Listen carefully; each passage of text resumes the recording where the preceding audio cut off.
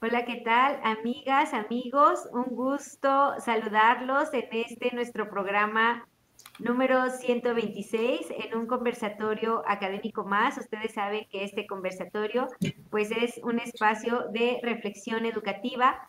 Hoy nos encontramos sumamente contentos y agradecidos con la Universidad de Atlacomulco, que nos está permitiendo llevar a cabo este conversatorio.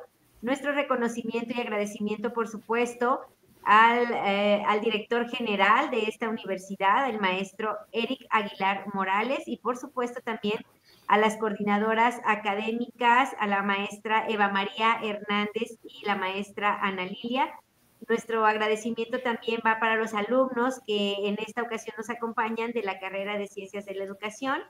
Y quiero recordarles, antes de dar inicio, que también este conversatorio se logra gracias al esfuerzo conjunto de diferentes despachos de consultoría en materia educativa.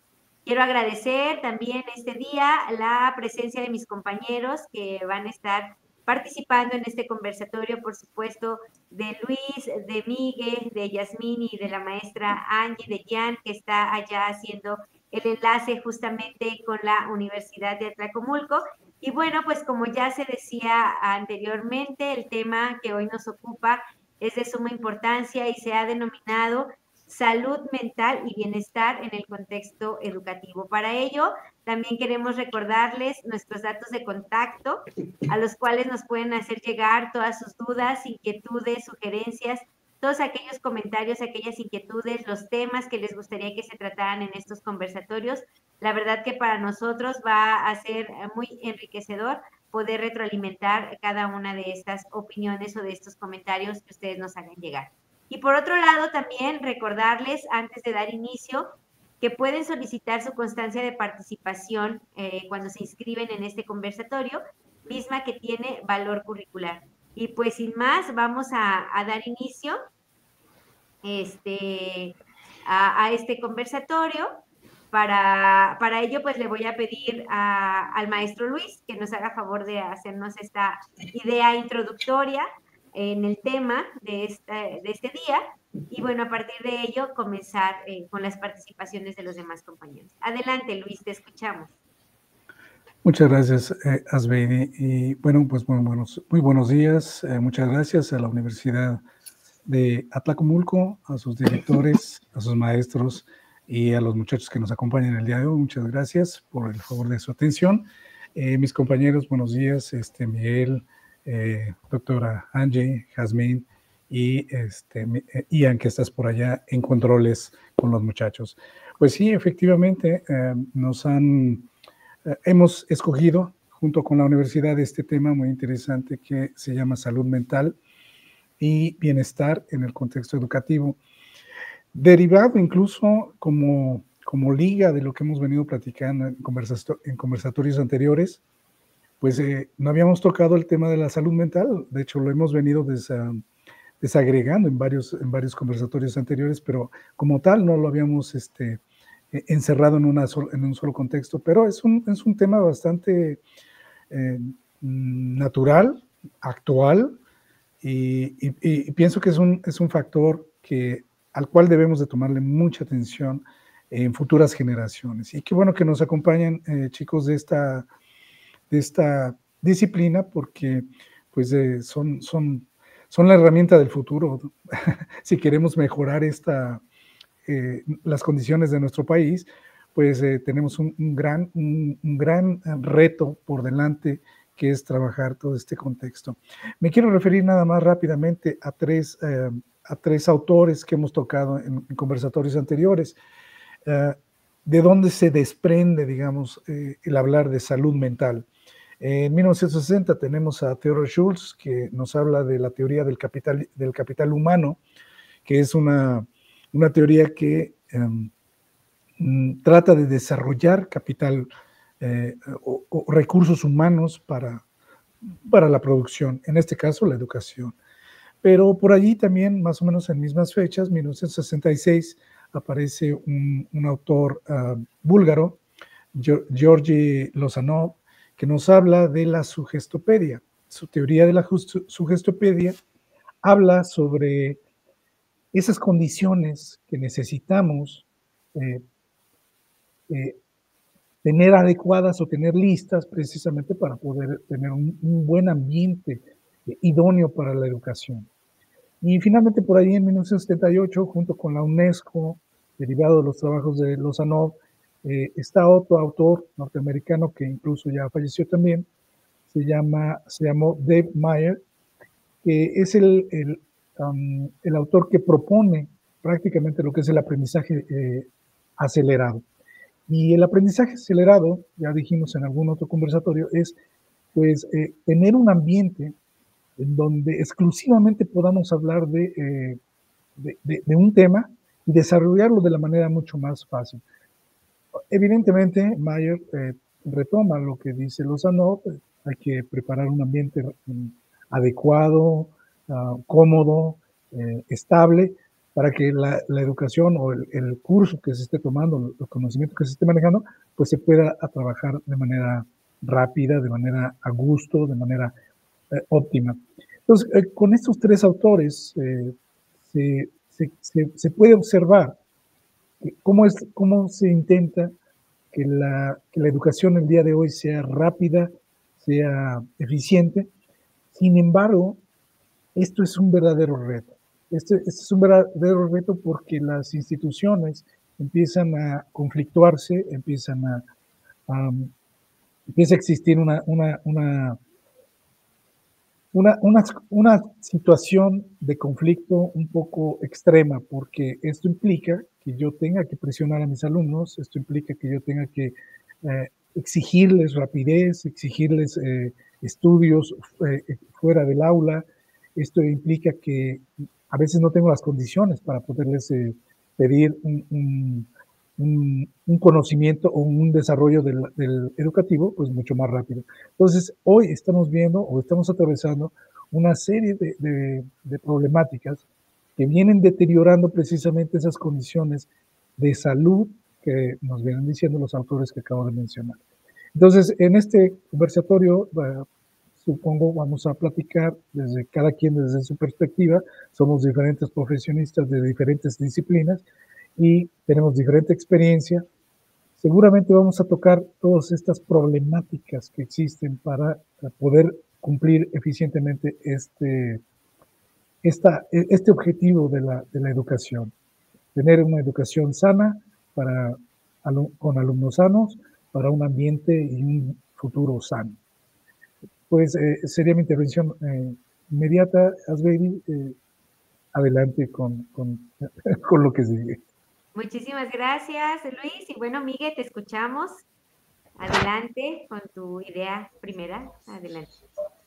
Sí, claro que sí, muchas gracias. ¿Sí me escucho bien? ¿No muy fuerte? Ah, perfecto.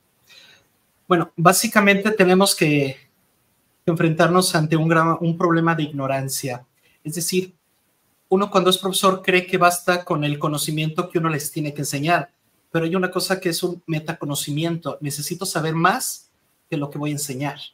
Y una de las cosas que desconocemos es la importancia que tiene la salud mental para generar un bienestar.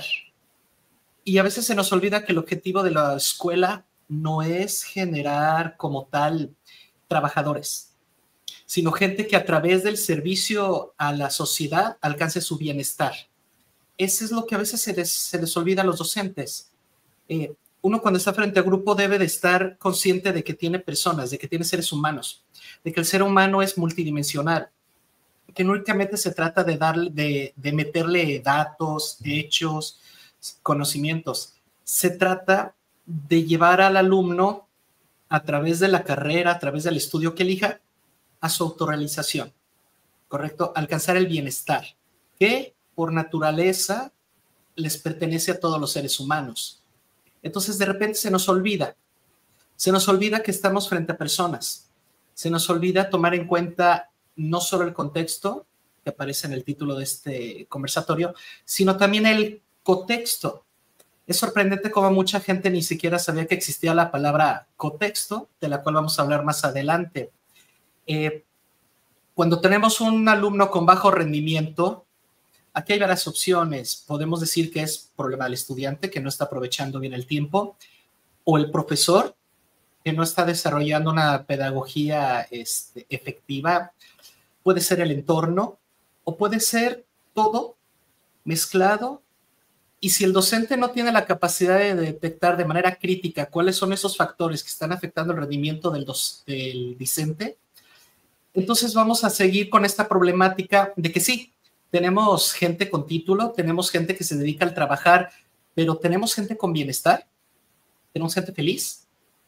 Porque si, como decía mi maestro, quien trabaja en lo que no ama, aunque lo haga todo el día, es un desocupado, ¿correcto? Rico no es el que más tiene, sino el que menos necesita.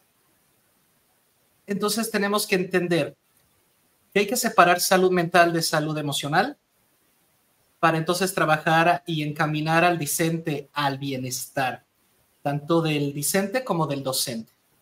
¿Cuál es el problema? Repito, es un tema de ignorancia. No se nos prepara. Muchos de los que terminamos dando clases es por lo que hacemos en el campo, más no por la preparación que tenemos para enseñar, para tratar a seres humanos, para formar personas. El docente al final del día es un formador de carácter, de personalidad, de actitud.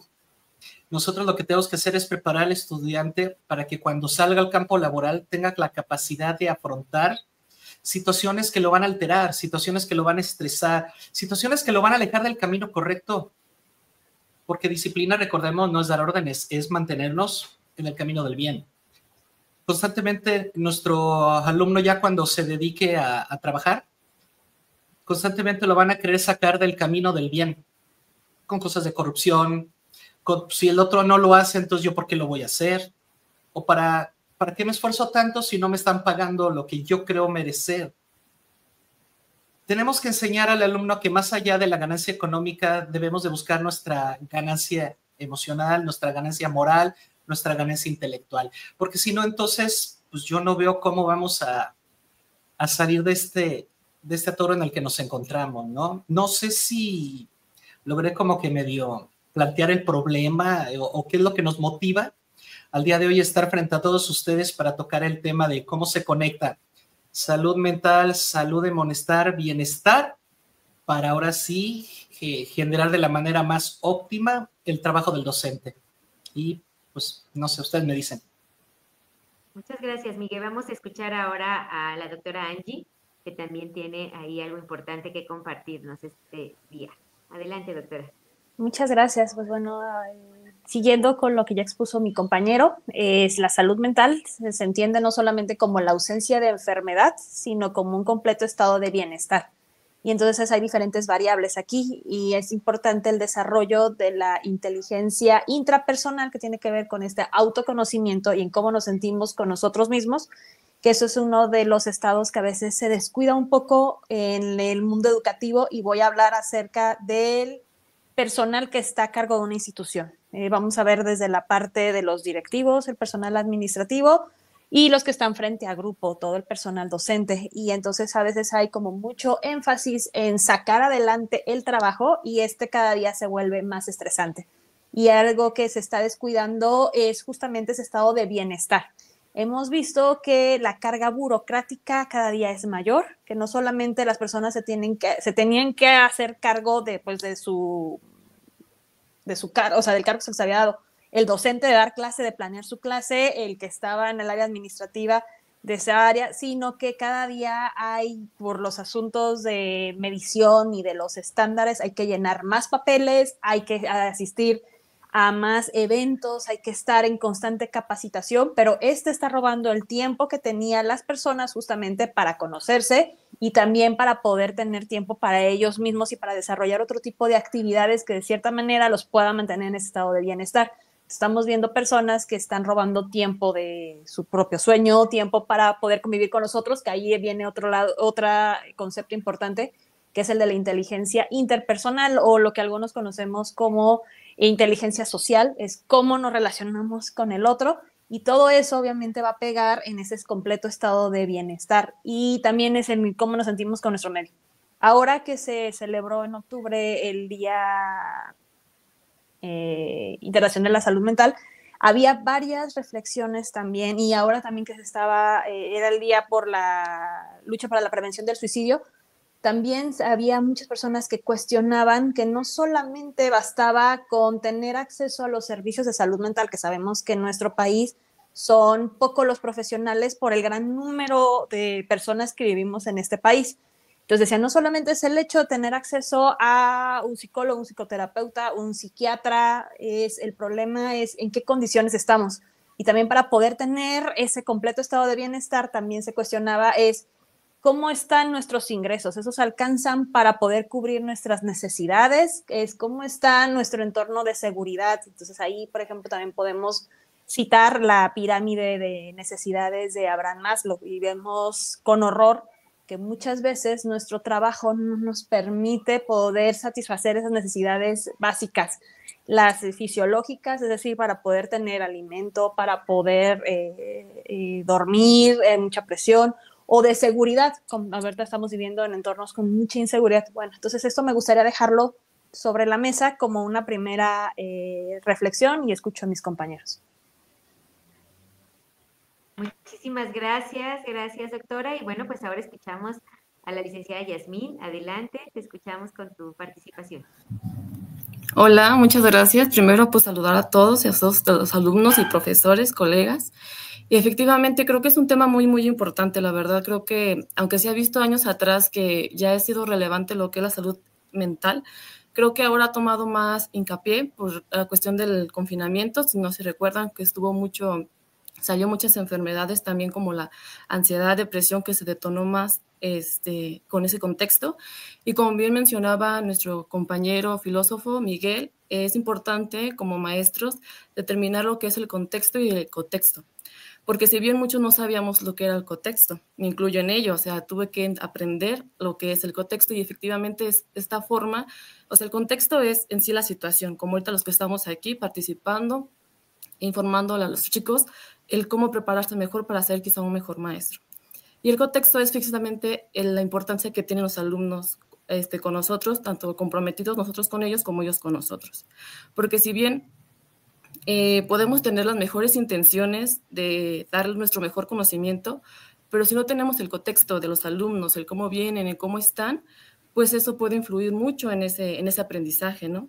Porque si bien quizá el aprendizaje sea de forma mental, de quizá un problema literal mental, puede ser que sea más emocional. Y si no trabajamos esas emociones y no preguntamos siquiera cómo están, cómo se encuentran el día de hoy, cómo les fue en su día, en su semana, yo qué sé, dependiendo obviamente, repito, el contexto que están en esa situación, podemos, a partir de allí podemos ver qué conexiones creamos con los alumnos.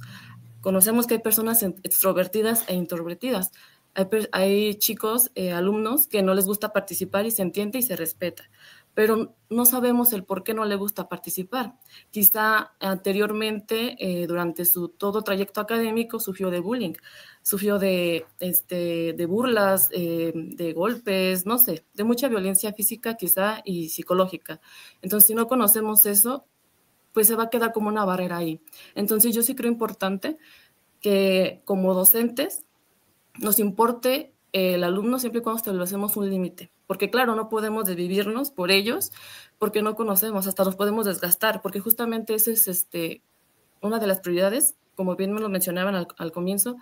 Claro, preocuparnos por las personas que están aprendiendo, porque en ese aula son nuestra responsabilidad y bajo nosotros va a caer como lo que aprendieron y que no. Pero también hay que cuidarnos nosotros mismos como docentes, porque si no estamos bien nosotros, pues cómo vamos a impartir ese conocimiento hacia ellos. Entonces me gustaría también comenzar con esto y pues conforme vaya avanzando ir desglosando más temas. Muchísimas gracias, gracias Yasmín. Y bueno, preguntarle a Jan si tiene la oportunidad de participar desde el lugar donde te encuentras, Jan, para conocer tu punto de vista. Si me escuchas, bueno, nos gustaría escuchar también tu opinión respecto del tema. Adelante. Claro que sí, ¿me escuchan? Bien. Ahí está, excelente, esa era mi preocupación. Primero que nada, saludarlos, esperando que se encuentren muy bien, chicos, maestros que están aquí presentes. Muy interesante lo que comentan porque es un tema que aquí en México la verdad sí es a veces muy poco abordado por lo mismo de que hay ciertos temas tabús, Y en este caso, pues sí nos referimos mucho a lo que es la cultura que pues tiene el mexicano de ser muy, de aguantar mucho, ¿no? De ser muy, muy resiliente en muchas ocasiones, muy, ¿cómo decirlo sin que suene tan feo? A veces incluso muy sumiso. Venimos de una historia de donde hay mucha sumisión de por medio. Y pues hablar de temas de salud sí llega a ser muy complicado. En este caso, pues la salud mental sí no es exclusiva de los estudiantes, afecta a todos por igual, agarra parejo. Sin embargo, aquí justamente tocaron un tema bien importante que fue lo de la pandemia, el confinamiento que pues sí vino a dar una vuelta pues muy grande a todo lo que fue el sistema educativo aquí en México, porque muchas instituciones pues lamentablemente no estaban diseñadas para dar las clases en línea, por lo que tanto para alumnos como para maestros sí fue algo pues bastante complicado. Y eso añadido a que pues prácticamente no fue inesperado, no nada como que dijeran, no, pues ahí te voy, ¿no? Ahí, no es como que el coronavirus haya dicho, pues ahí te voy. Y finalmente, pues dio una sacudida enorme porque pues se tuvieron que modificar planeaciones de estudios, se tuvieron que modificar métodos para dar clases, muchas consecuencias de por medio. Y pues finalmente eso pues mostró una realidad y es que, y aunque suene feo, pero muchos maestros no nacieron con la vocación para enseñar, bien lo dice el maestro Miguel, bien lo han dicho la doctora licenciada Jazmín, maestro Luis. Pues finalmente el maestro no solamente se encarga de mostrar conocimiento, sino que también pues se encarga de dar una cierta formación como persona, ¿sí? Justamente ahorita que mencionaban lo del carácter, me hizo acordarme de un meme que dice, profesores que te forman carácter, y sale, pum, examen, 90%. Y yo realmente me puse a pensar, ¿eso es formar carácter? O sea, pues te genera miedo y a lo mejor pues te hace ser una persona más cumplida, pero pues te estás preocupando más por pasar, te estás preocupando más por una calificación que realmente por aprender, que realmente por generar algún valor, algún aprendizaje significativo. Y aquí es donde también pues me gustaría de hecho hacer la pregunta, maestros. Y bueno, aprovechando que de hecho aquí hay dos especialistas en el área precisamente, en lo que es la cuestión de la psicología, ¿cuáles consideran, y se también va para usted, maestro Miguel, porque no creo que lo dejo fuera por ser filósofo, ¿cuál creen que serían las estrategias más adecuadas para poder combatir pues temas principalmente de lo que es ansiedad estudiantil? Yo lo puedo decir con toda seguridad, cuando eres estudiante te llenas de una presión y de una ansiedad horrible, porque tienes que cumplir con expectativas de maestros, de familia, incluso a veces hasta de compañeros, y pues te genera un miedo, te genera una inseguridad bien cañona, porque dices, no manches, estaré dando el ancho. Empiezas a preguntarte, no manches, a mis papás pues lo estoy haciendo gastar y cosas así. Entonces, ¿cómo podríamos evitar tener esos pensamientos? Muchas gracias, gracias. Pues esta primera ronda también, como se dijo al principio del conversatorio, si alguno de los alumnos que se encuentran en el estudio quieren participar, también siéntense ahí con la confianza, les pueden hacer llegar el micrófono. Si tienen alguna participación o quieren tener alguna participación dentro del conversatorio, con mucho gusto, ahí lo vamos moderando y abrimos la participación para ustedes también. Y bueno, pues no sé a quién le gustaría, compañeros, darle respuesta. Adelante, Miguel, te escuchamos. No es la respuesta a lo que nos pidió Ian, porque creo que todavía nos falta ver mucho del marco teórico antes de llegar a las estrategias. Creo que todavía no ha quedado bien claro cuáles son los elementos, estos conceptos con los que estamos construyendo este conversatorio. Es decir, ya se dijo lo que es salud, ¿no? La doctora Angie nos compartió así muy, muy puntualmente, pero no hemos hablado de diferencia entre mental y emocional. No hemos hablado de qué es el bienestar, cuáles son los factores de riesgo del bienestar, porque si no, pues sí, podemos empezar a dar estrategias y hacer una lista, pero si no abordamos primero la parte teórica, creo que no vamos a llegar a la concientización de por qué estas estrategias se tienen que aplicar. Y repito, no se trata de que los chicos que están hoy acompañándonos y el público que está viendo este conversatorio únicamente ve el programa como que para sacar apuntes como si fuera un recetario, porque Ya cuando estás frente al grupo, posiblemente nada de ninguna estrategia de la que tengamos hoy te sirva, porque cada grupo es diferente, cada docente es diferente. Entonces, yo propongo que mejor sigamos abordando un poquito más la parte teórica antes de pasar a las estrategias, pero pues yo no mando, yo nomás opino. Muy bien, pues adelante. Luis, ¿quieres compartirnos? Adelante, te escuchamos. Sí, qué bueno que le preguntaste a los especialistas y no me preguntaste a mí, así que no hay problema, no la voy a contestar yo. Pero fíjate que sí, tiene razón. Yo también me sumo un poquito al orden que establece Miguel, y es que si ustedes se fijan, si ustedes escucharon con detenimiento todo lo que fuimos platicando en esta primera ronda, primero que nada debemos entender que para hablar de contexto tenemos que pensar en dos vías. Tenemos dos caminos, o tenemos dos escenarios, o tenemos dos secciones, como la quieren llamar. Está el aspecto interno y está el aspecto externo. Y todo lo que fuimos mencionando son factores que influyen en cualquiera de estas dos situaciones, en cualquiera de estas dos fases, o como lo quieran llamar. Hay cosas del exterior que me afectan a mí, y hay cosas mías que le afectan al exterior. Entonces, para hablar de salud mental, o para hablar de una salud mental dentro de un ámbito educativo, tenemos que entender qué me afecta y qué de mí afecta a los demás. Creo que por ahí deberíamos de empezar. Eso no es sencillo. Mucho menos para un maestro que, como ya dijimos, básicamente aquí bueno, en términos generales, en nuestro país no tenemos maestros de formación para una especialidad.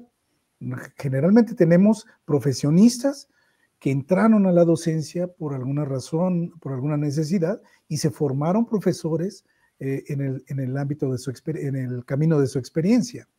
Pero no son pedagogos, no tienen una preparación académica que les permita ser maestros. Entonces, en ese sentido, tenemos muchas falencias, tenemos muchas carencias técnicas para poder enseñar y para poder transmitir. Entonces, creo que lo primero que debemos hacer es, para poder entender este aspecto mental, es, bueno, ¿qué me afecta a mí? Y de mí, pues, ¿qué le afecta a los demás? O sea, porque es una relación causal. Lo que me afecta a mí le va a afectar a alguien más en la reacción que yo tenga.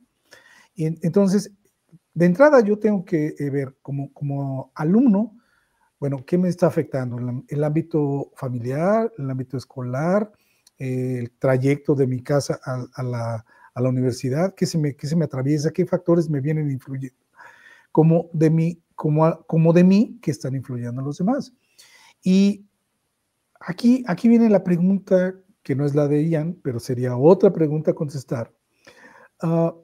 ¿Eso cómo me influye a mí? O sea, ¿cómo me está afectando?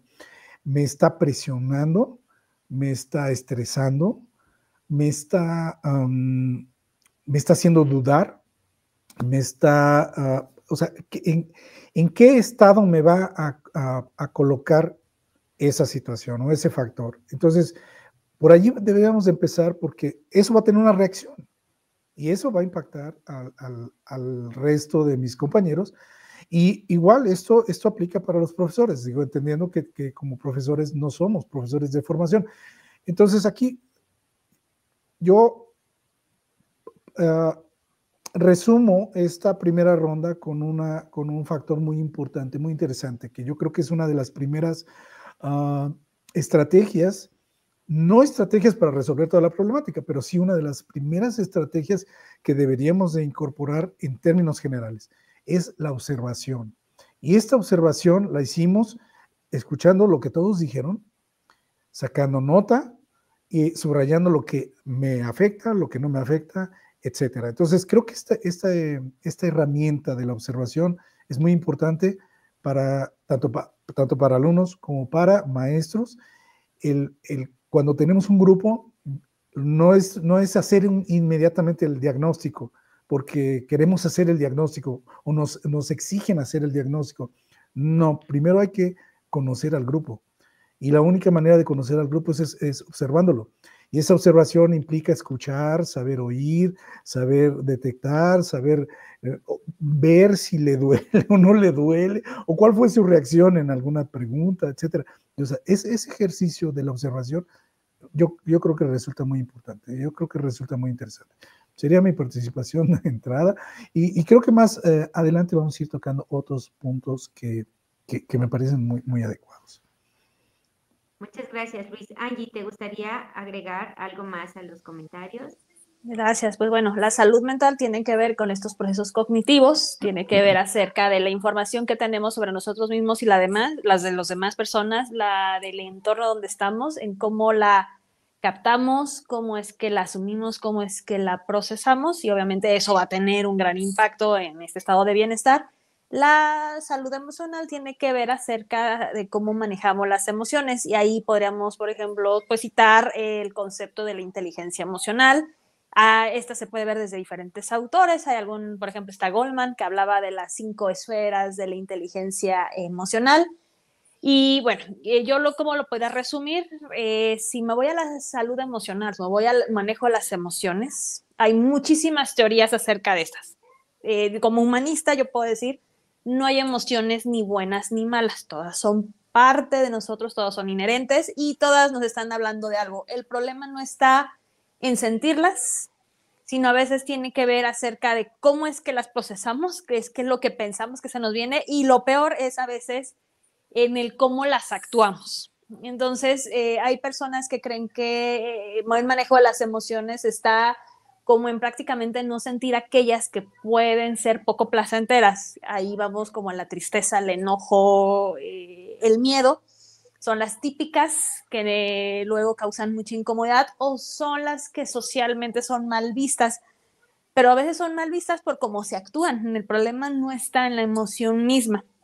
No he querido tocar todavía el bienestar desde el punto de vista del estudiante, lo he querido tocar desde el punto de vista desde los que están frente a las instituciones educativas, porque quisiera retomar la metáfora de la mascarilla de oxígeno en un avión. Cuando estamos por tomar un vuelo, una instrucción que se nos dice es: en caso de que haya un problema de presión en las cabinas, bajarán unas mascarillas, y dice, primero tú como adulto te la tendrás que poner y después asistes a otra persona que no sea capaz de podérsela poner, como un menor de edad o alguien que tenga algún problema.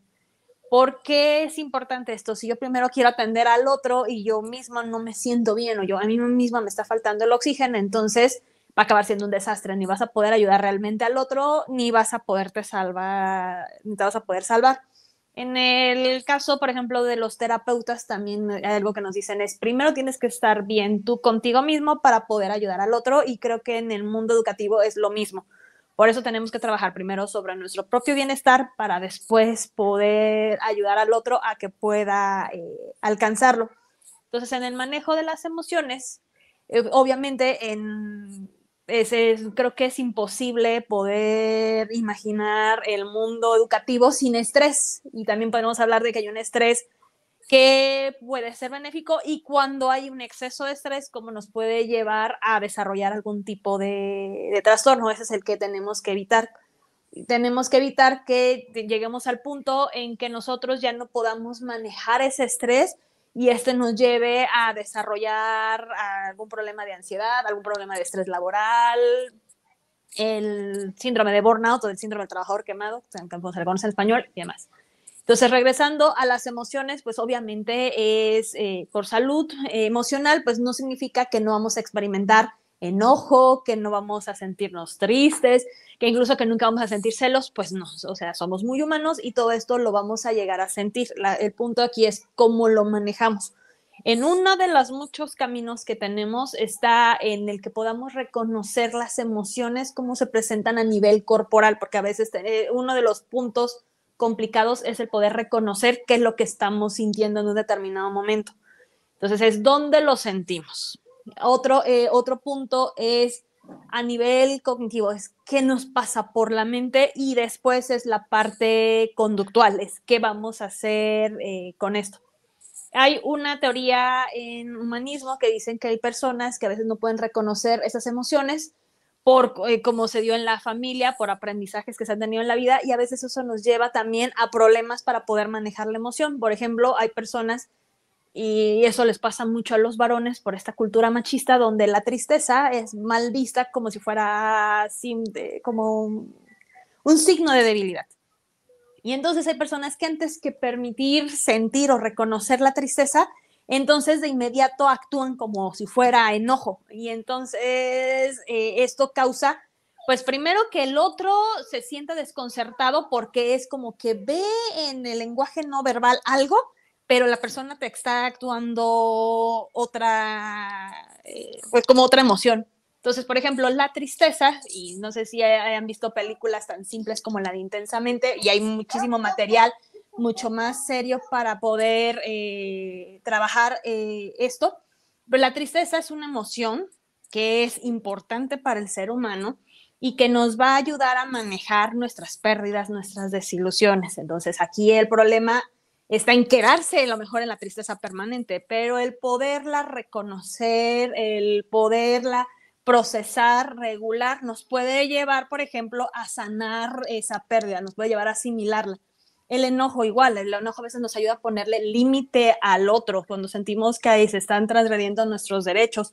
O también el enojo bien canalizado nos puede, a lo mejor si en un primer intento no logramos lo que queríamos, a lo mejor el enojo nos puede dar la fuerza para poder llegar y alcanzar alguna meta. Me voy a quedar aquí para darles espacio a mis compañeros para seguir debatiendo.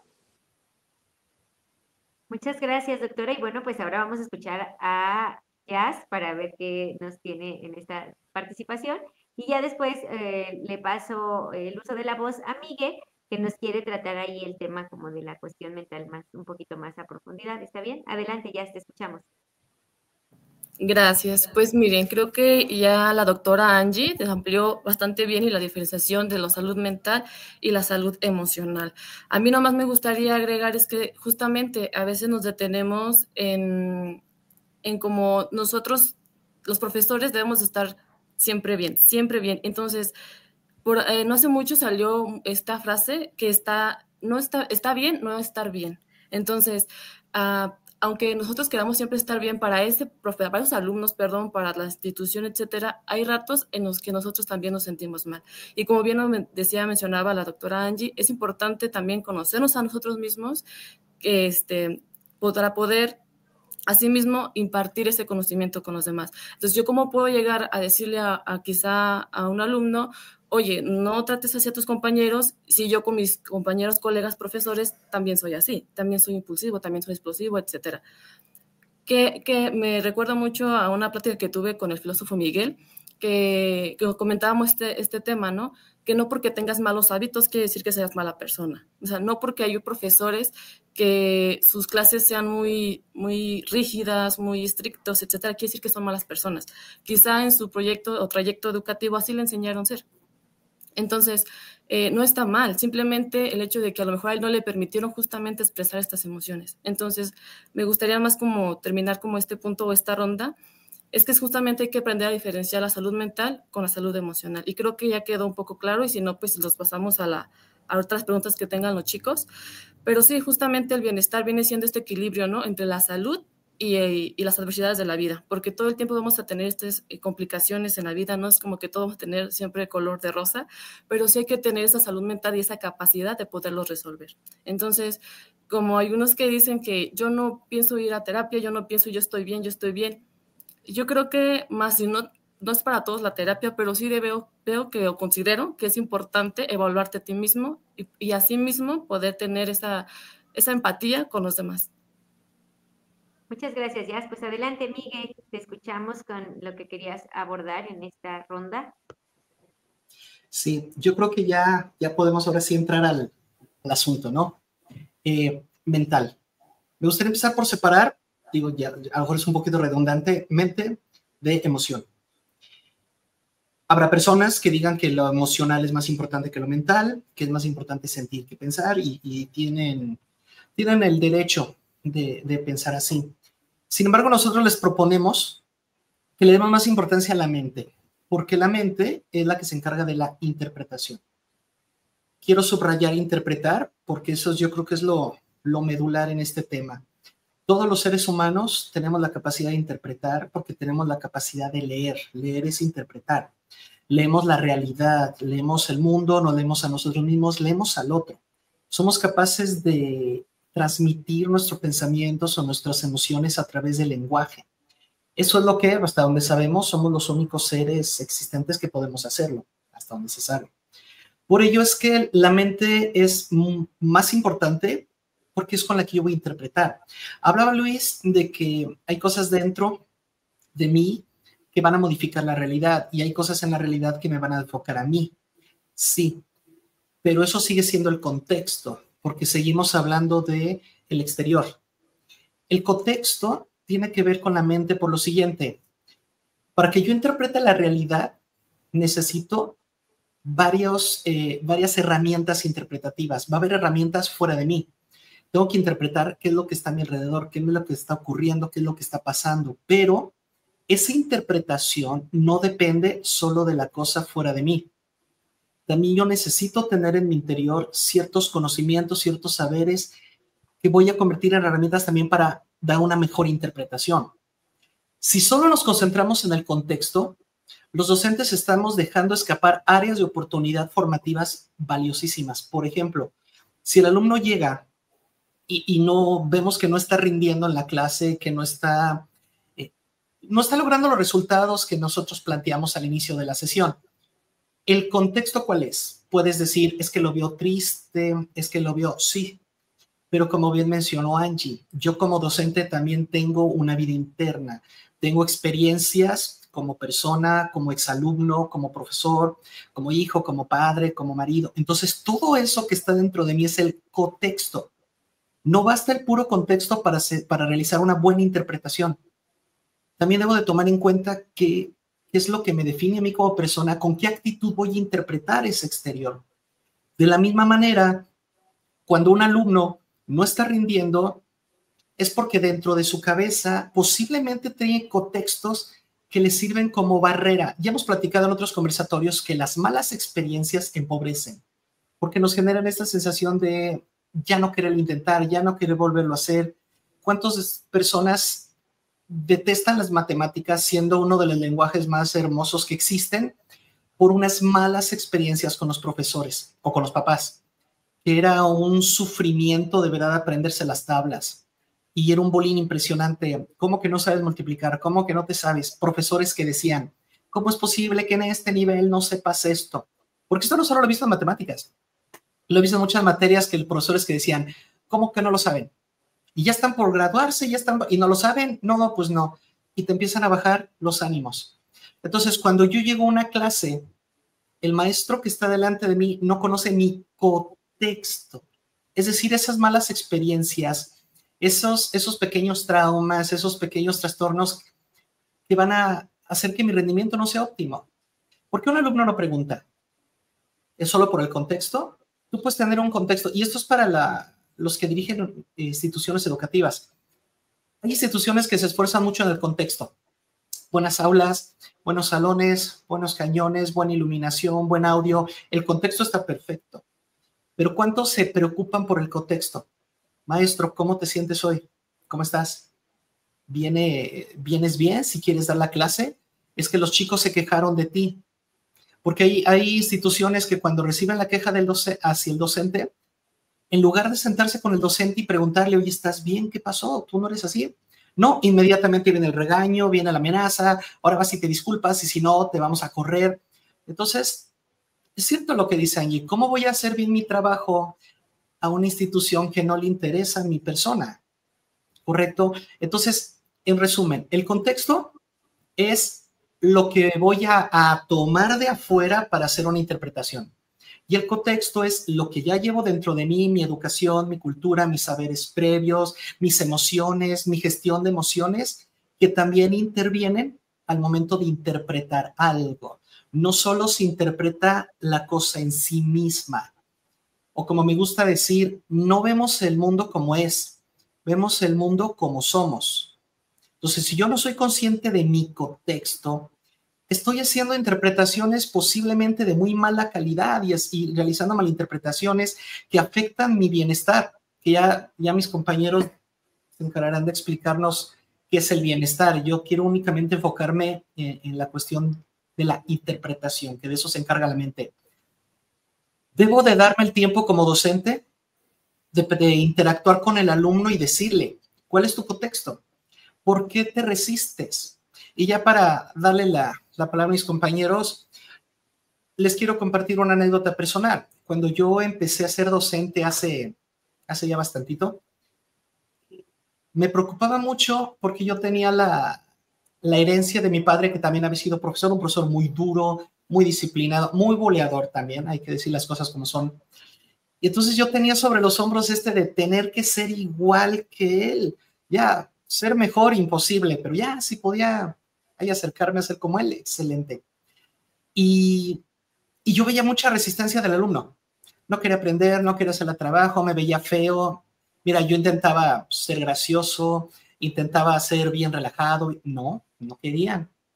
Entonces un día les dije, es que ¿saben qué es lo que pasa? Ustedes no tienen un problema conmigo, porque no me conocen.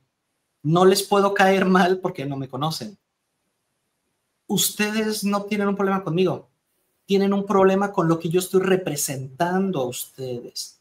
Yo represento el que los va a calificar, el que los va a evaluar, el que posiblemente los vaya a reprobar, el que les genere un estrés. Ese es el contexto.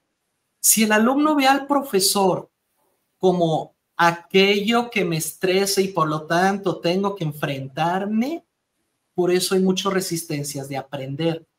Es increíble, lo hemos platicado en otros conversatorios. ¿Cómo te das cuenta como universidad, como escuela, que estás mal? Cuando el alumno que llegó todo emocionado, todo feliz cuando se inscribió a tu escuela y notas que ya está harto y nada más está rogando para que se acabe el martirio. En lugar de estar triste y decir, chin, ya se va a acabar mi carrera, como me gustaría seguir estudiando. Si tus alumnos lo primero que sienten es alivio cuando termina la carrera, entonces hicimos algo mal. Porque acabamos con ellos emocionalmente. Porque nunca nos importa el contexto. Porque nunca logramos realmente superar esa resistencia del docente al discente y del discente al docente. Tenemos que crear una nueva base de comunicación donde al docente le importa el contexto y al alumno el contexto del docente. Y eso solo se lleva a través de una comunicación asertiva. El maestro ya no tiene que ser el todopoderoso, la autoridad. No es un robot, no somos inteligencias artificiales, somos seres sintientes. Entonces, ya para terminar mi participación mental, es todo lo referente al lenguaje, y el lenguaje tiene la función de interpretar la realidad. Para que la interpretación sea de calidad, debo de tomar en cuenta dos factores que pueden afectar mi interpretación. El exterior, todo lo que está pasando a mi alrededor, lo tengo que leer, tengo que sacar información, datos, y lo que ocurre en mi interior, mi pasado, mis malas experiencias, mis buenas experiencias. Por eso, mientras más estudias, mientras más lees, mientras más conoces, tu contexto es de mayor calidad. Por lo tanto, se nota porque interpretas la realidad de mejor manera. Y entonces la gente quiere tus consejos, la gente quiere tus opiniones porque eres una persona preparada. Tenemos que formar los mejores contextos posibles. Tenemos que formar a personas con criterio, con conocimientos y con saberes, para que de ese modo ellos, el día de mañana, que van a interpretar su realidad y nuestra realidad, porque como decía Luis, el alumno que hoy descuido, que hoy no me importa, que digo, qué difícil es, no está aprendiendo, un día va a ser mi abogado y entonces me voy a arrepentir. Va a ser mi médico, qué miedo. De repente despertar de la anestesia y ver que ese que tú nunca quisiste apoyar y formar de la mejor manera, ya está con el bisturí en la mano. Entonces, tenemos un compromiso con el futuro y no podemos decir que de esta agua no beberemos. Entonces, o empezamos a importarnos por formación de personas, o entonces el día de mañana nos vamos a estar arrepintiendo de, es que mira, qué mala burocracia, qué malos gobernantes, qué malos profesionistas. No sé qué opinan ustedes, pero esa es nuestra chamba como profesores. Tenemos un compromiso con el futuro. Y ahora sí, ya. Muchas gracias, Miguel. Y bueno, pues una vez más, Ian, si me escuchas y te gustaría participar, te escuchamos con mucho gusto. Claro, claro que sí, ahí me siguen escuchando bien, todo perfecto. O sea, esta no se dio la señal. Okay. Muy interesante lo que comentan, porque justamente escuchando lo que mencionaban la doctora y el maestro Miguel, pues me vino a la mente, ¿no? Toda esta, lo que es la teoría del andamiaje, de cómo se va construyendo el conocimiento, los saberes y demás. Y eso me hace reflexionar que a veces le damos más peso a lo negativo que a lo positivo, que a veces pareciera que nos enfocamos únicamente en situaciones negativas, cosas que nos pasan en la vida, y eso finalmente lo proyectas, lo plasmas en tu persona, en tu trabajo, ¿sí? Eh, Justamente nos hablaban de lo que es el bienestar, ¿no? De que a veces pues eso ya a lo mejor no se ve ahorita, pero se va a ver después, ¿no? Con empleados con burnout, empleados que pues tienen mucho, que bueno, que les falta muchísimo tacto para atender a la gente a la que están al servicio finalmente. Y bueno, eso también me hace pensar en lo que es la teoría del conductismo, de que finalmente pues toda la escuela, al menos hasta la fecha, se sigue manejando bajo un sistema de recompensas, bajo un sistema de tú haces esto y vas a tener tu recompensa y vas a recibir ese estímulo. Y pues muchas veces uno podría pensar, pues es que lo que quieren es una calificación o lo que quieren es pues recibir algo, ¿no? Algo que sea valioso. Y a veces no es tanto así, a veces el simple hecho de decir bien hecho, qué bien te quedó tu trabajo, basta y sobra, pero por muchísimo. Porque pasa mucho cuando son entrega de trabajos. Aquí pues los chicos no me dejarán mentir, a veces uno se esfuerza tanto por entregar las actividades para que el maestro nada más agarre, califique, vámonos. Ya ni siquiera un bien hecho, oye, no, pues excelente trabajo, nada más es revisa, vámonos. Y eso te genera una frustración enorme, una ira, una tristeza bien indescriptibles, porque sí me pasó muchas veces. Y a veces los maestros luego hasta lo disfrutan, pareciera que quieren verte sufrir, que quieren ver ahí cómo estás sudando sangre y eso pues no está suave, la verdad, no es para nada agradable finalmente, porque pues a fin de cuentas son seres humanos y como tal pues merecen un trato digno. Y ahora lo que mencionaron sí se me hizo bastante curioso, que es pues justamente, ¿no? Esa parte de que el alumno, el docente tiene que estar bien para poder ofrecer una clase de calidad, para ofrecer una tutoría de calidad. Y aquí sí, maestros, no me dejarán mentir ustedes tampoco. ¿Cuántas veces no han ido a clase sin comer? ¿Cuántas veces no han ido con problemas familiares fuertes? ¿Cuántas veces no han estado dando clase con alguna lesión física? Incluso con enfermedad. Si es lo que va que tiene ahí tiene su maniguita, maestro. Ojalá y se mejore. De aquí le mando un abrazo. Pero ¿cuántas veces no se encuentran mal físicamente y mental, emocionalmente, y aún así van y se fletan a la clase? Dicen, yo lo voy a dar todo por mis alumnos. Yo voy a darles la clase y esté como esté. Lleva tren y relampagué. ¿Y cuántas veces se les da crédito a eso? ¿Cuándo se les ha reconocido realmente esa dedicación, esa vocación? Sin llorar, maestro, sin llorar. Y eso, pues quieran que no, sí va afectando, se va haciendo una cadenita, va haciendo el efecto dominó que pues, del maestro repercute en el alumno repercute en su rendimiento, el rendimiento repercute en el nombre de la escuela y así nos podemos seguir con la cadenita. Y entonces caemos en esto pues de pensar que todo está bien. Muchas veces sí, pues el personal directivo puede pensar que todo está correcto, y aquí voy a referirme a un ejemplo desde mi experiencia en otro ámbito que es el ámbito de la industria. Ahí muchas veces te das cuenta que los dueños no saben qué está pasando porque ellos pues simplemente se dedican a pagar nómina, a contar dinero y a contratar o despedir. Y no se preocupan realmente si su equipo de trabajo está funcionando. Mencionaron un concepto muy, muy importante, la comunicación asertiva. ¿Cuántas veces o sea, bueno, ustedes en su experiencia, maestros, cuántas veces les ha tocado que algún personal directivo se acerca con ustedes y no solo a preguntarles cómo están, sino a preguntarles, oye, ¿los alumnos están rindiendo bien? ¿El material que te proporcionamos, la planeación didáctica va de acuerdo a el plan de estudios se está adaptando a los estudiantes? O en su defecto, ¿cuántas veces les ha tocado que realmente haya un cambio para bien? Que siempre son cambios que pues afectan muchas veces negativamente, a lo mejor en políticas, cambio de inmobiliario, etcétera, etcétera. Y aquí me refiero con el ejemplo de la industria, para que no se me pierdan y no se me pierde el hilo. Pasa mucho que se tiene esta sensación, esta falsa sensación de que todo está correcto cuando en realidad pues todo está ardiendo. No sé si han visto el meme del perrito, que todo está quemándose y pues uno está bien tranquilo. Y a veces pues uno está así, uno tanto como estudiante como docente pues está así. Todo alrededor está hecho un caos, pero uno guarda la compostura, uno guarda con mucha serenidad y mucha calma todo lo que está, pues ahora sí que se gobierna, como diría la chaviza, están gobernándose a sí mismos. Y aquí es donde pues bien que mal, no, casi todos siempre van a ser problemas de comunicación, porque efectivamente al menos yo sí defiendo esa parte en donde ya tiene que romperse esa, como tal, esa estructura tan rígida de yo aquí soy el que tiene la última palabra y tengo el conocimiento absoluto, porque por eso mismo muchos buenos estudiantes se salen de la escuela, porque dicen es que pues el maestro no da una, ojo, sin perder el respeto, porque hay una gran diferencia entre reconocer que el maestro está mal y entre querer ponerte muy por encima y tener una actitud muy arrogante. Hay una gran diferencia. Una cosa es decir, pues a tiro no sabe y pues ya hablé con él por separado, le hice ver algunos detalles y nada más no cambia. Y otra cosa es decir, yo sé más que el maestro. Y pasa mucho esto, ¿no? Por este tipo de temas de comunicación, pues no se llega a un feedback correcto, no se llega a realmente que haya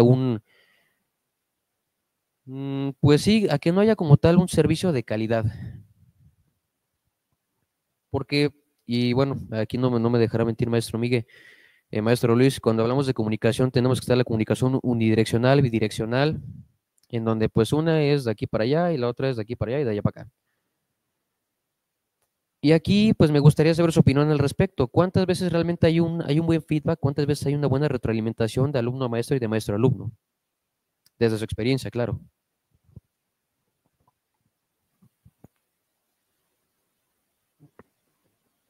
Muchísimas ¿Sí?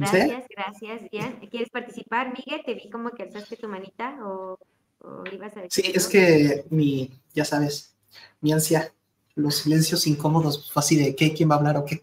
¿Me repites la pregunta, Ian, por favor?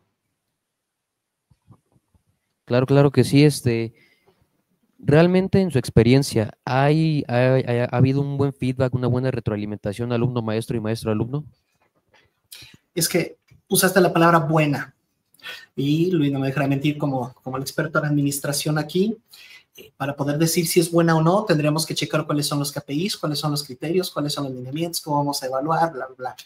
Entonces, para poder decir si ha habido una buena retroalimentación, tendríamos que pues, fijarnos en el manual de retroalimentación, que curiosamente no existe. Al menos en las universidades en las que yo he trabajado me dicen, profe, dales retroalimentación, pero ¿de qué tipo? ¿Bajo qué lineamientos? No, tú nada más dales feedback. O de repente el alumno te da retroalimentación cuando te califica, ¿no? Como docente, pero no, al no tener claridad de cuáles son los criterios que está tomando el alumno, a mí no es un feedback que me sirva. Todos los cuatrimestres siempre me regalaban algo, me decían, profe, saliste muy alto en tus evaluaciones, ten. Pero, ¿qué significa eso? Que siga así. ¿Cuáles son mis áreas de oportunidad? No me decía nada más me daban un regalito como reconocimiento y se iba. Alumnos que me decían, no, profe, es que profesores como tú no hay, que no sé qué, pero mira, pura barba. Entonces, si te refieres a buena, en el sentido de que nos forme, de que nos sirva, de que realmente nos dé claridad sobre las áreas de oportunidad, no. Por lo general siempre he sido retroalimentación. O si tengo a alguien de mucha confianza, algún alumno con el que ya generé una amistad como con Ian, sí le puedo preguntar, oye, Ian, ¿cómo viste? Sí, bien, más o menos. Tú que conoces al grupo, ¿cómo voy? Así, o me regreso. Quizá algún colega de mucha confianza, a veces invitaba a mi colega Gerson, también filósofo, a que entrara a mis clases y me diera retroalimentación. Porque otra cosa es que de repente me llegaba un correo donde decían, profesor, felicidades, saliste muy bien en tu retroalimentación. Y yo decía, pero ¿cómo supieron? Entonces un día le pregunté a mi coordinadora, ¿cómo supiste que lo hice bien? ¿Nunca entraste a clases? Y así me decía, no, pero de afuera del pasillo se escuchaba. O sea, y empecé a ver que todos los cuatrimestres mandaba el mismo machote. Entonces me quedé pensando, ¿qué se me hace que nunca entraste? Nunca pasaste por el pasillo. Como que nada más era hacerlo por hacerlo. Entonces, buena retroalimentación, no, Ian. Y no sé qué opina Luis como administrador, Asbeidi como comunicóloga. Pero nos falta mucho para poder llegar a decir a qué buena retroalimentación tiene tanto el alumno del discente como del discente, del docente, etcétera. Mi respuesta es no. Al menos en mi experiencia en varias universidades, la retroalimentación nunca me ha sido realmente útil. No. Muchas gracias, Miguel. Gracias. Luis, ¿quieres comentar algo respecto de lo que nos acaba de compartir Miguel? Te escuchamos. Sí, gracias. Bueno, pues básicamente, dado el tiempo que ya llevamos, pues me gustaría empujar un poquito hacia la conclusión de la sesión, sobre todo para darle paso al grupo a hacernos preguntas. Pero como podrán ver y como podrán haber escuchado, esto cada vez se vuelve un poquito más complejo. Creo que los tiempos modernos, junto con las herramientas actuales, digitales y la vertiginosidad que lleva la vida al día de hoy, pues nos empieza a exigir mucho más a los profesionistas de la educación. Y el reto es bastante grande. Todavía los que estamos, los más viejitos como yo, que todavía seguimos en la educación, pues todavía tenemos esa voluntad de querer seguir participando y seguir incorporando cosas nuevas. Creo que todos debemos entender que no hay una receta, no hay un instructivo que nos diga, hoy hay que ponerle esto y esto y esto y esto. Eso en materia administrativa, en materia de recursos humanos, pues no existe, no es posible, porque hoy ya platicamos de emociones, ya platicamos de conocimientos, ya platicamos de habilidades, ya platicamos de las situaciones que suceden tanto interna como externa. Entonces, todos esos factores generan un contexto diverso día con día. Entonces, tenemos que tener una habilidad para poder adaptarnos a las condiciones que se nos van presentando. Como ustedes ya pudieron observar, y ahorita menciono nuevamente el término observar, porque si ustedes se fijaron durante todo el conversatorio hasta ahorita, iniciamos hablando de una identificación de dos factores, el factor interno como el factor externo. Sin embargo, también hay que agregarle el factor histórico, lo que sabemos. Y al sumar los tres factores, entonces nos obligamos o nos vemos obligados a seguirnos capacitando día con día. Entonces, como profesores, como alumnos, como cualquier profesionista que va a tener que trabajar, el día al día tiene que seguirse capacitando. Entonces, de aquí surge esa necesidad educativa. El panorama es crítico, en el sentido de que ya vimos que cada vez tenemos más ansiedad, cada vez tenemos más estrés, cada vez tenemos más problemas de dolores de cabeza, de estómago, infinidad de detalles que se vienen que se vienen presentando cada día más. Y a nosotros como personal del área educativa, pues el reto se vuelve todavía más complicado. Creo que tenemos que entender qué tenemos, con qué contamos, en qué posición estamos, y de ahí es la importancia de seguirse capacitando. Es decir, yo quiero llegar a ser un buen filósofo, quiero llegar a ser un buen psicólogo, quiero llegar a ser un buen ingeniero. ¿Qué hay que hacer para poderlo lograr? Porque todavía me falta camino para hacerlo. Y eso implica resolver situaciones económicas, resolver situaciones físicas, fisiológicas, emotivas, como mencionó Angie al principio con la pirámide de Maslow, emotivas, y ¿Y qué me falta a mí en herramientas técnicas para poder ser ese buen profesionista que en un futuro quiero ser? Entonces, miren, yo la verdad es que el tema me apasiona, me encanta, y he disfrutado yo bastante todos los comentarios de todos porque me da una perspectiva diferente. Si hoy me tocara entrar a un grupo nuevamente, pues lo primero que hay que hacer es establecer esa comunicación.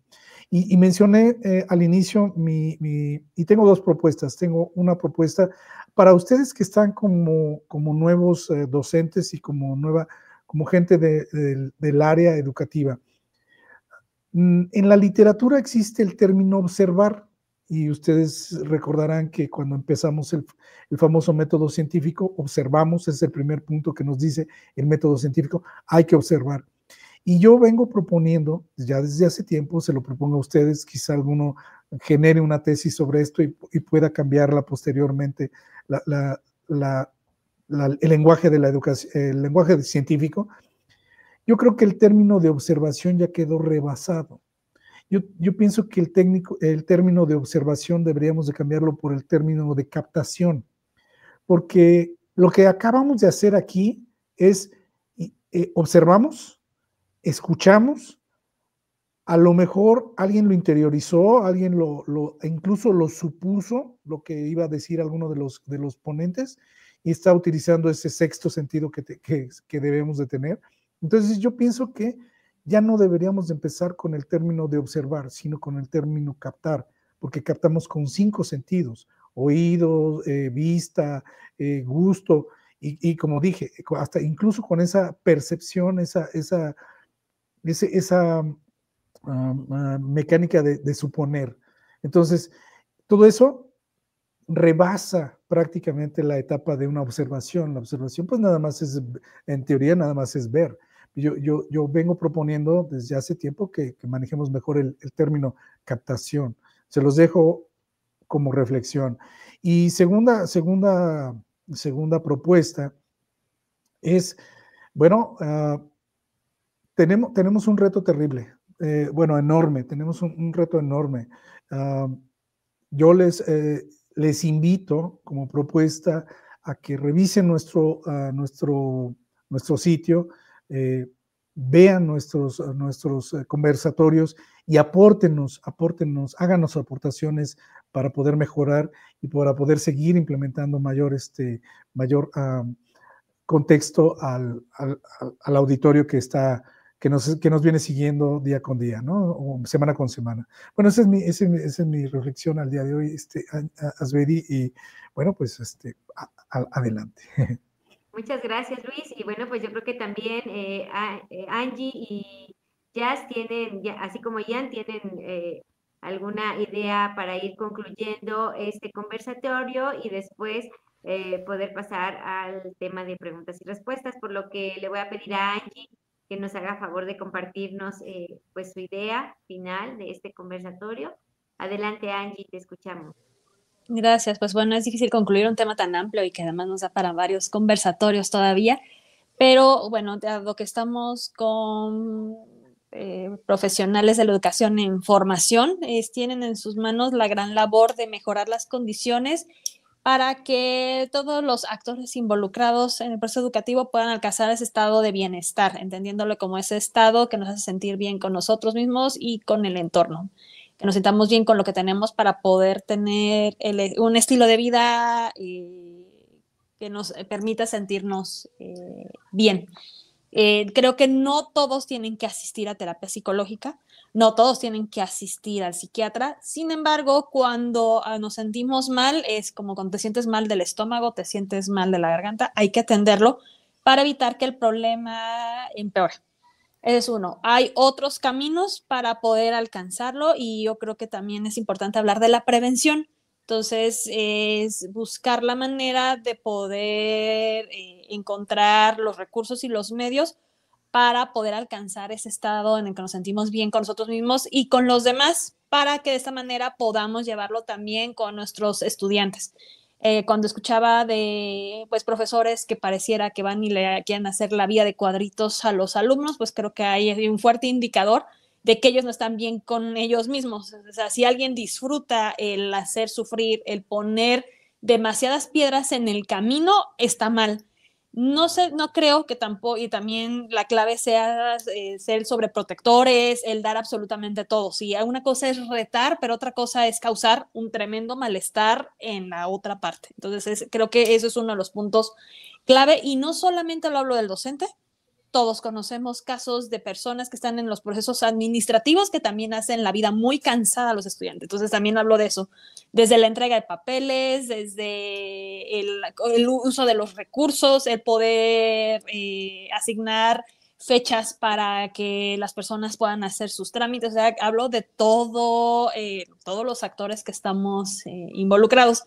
Tenemos que seguir las reglas que nos ponen nuestras autoridades.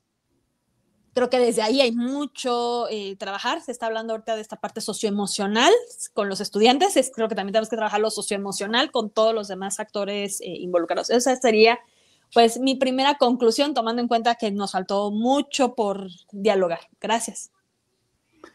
Gracias, gracias. Pues, a nombre de nuestra moderadora, Mary, yo la despido porque tiene otro compromiso, pero yo asumo su posición y adelante, Yasmín, te escuchamos. Gracias. Pues sí, justamente esto para finalizar, como bien lo decía Angie, es un tema muy amplio porque pues, nos falta implementar cómo detectar cuando el contexto académico en el aula algo está mal, ¿no? Nos falta también evaluar, como bien lo decía Angie también, prevenir, cómo podemos nosotros implementar ese conocimiento cuando detectamos que algún alumno lo está pasando mal, ¿no? Entonces es un tema bastante amplio, pero me gustaría ir finalizando como independientemente del enfoque del que te dediques, a la carrera que estés estudiando, creo que el hecho de trascender y dejar una semillita en tus alumnos, en la área que te estés desenvolviendo, creo que como es el objetivo principal, ¿no? Sea lo que hagas, hacerlo bien, hacerlo con gusto, hacerlo con pasión, porque yo he observado, hablando de la observación, que cuando lo haces con pasión, las cosas salen bien. Cuando lo haces con pasión, cuando haces algo que te gusta, trasciendes y dejas siempre algo en los alumnos, en los profesores, en los colegas. Creo que a veces se nos olvida que somos humanos, como bien lo mencionaba también Ia, y como todo ser humano cometemos errores, y creo que lo mejor de ello es aprender y seguir pues autoevaluándonos, seguir aprendiendo, seguir capacitándonos, no porque ya terminemos con una carrera, quiere decir que ya todo está resuelto y lo vamos a hacer a la perfección, porque realmente pues la perfección no existe.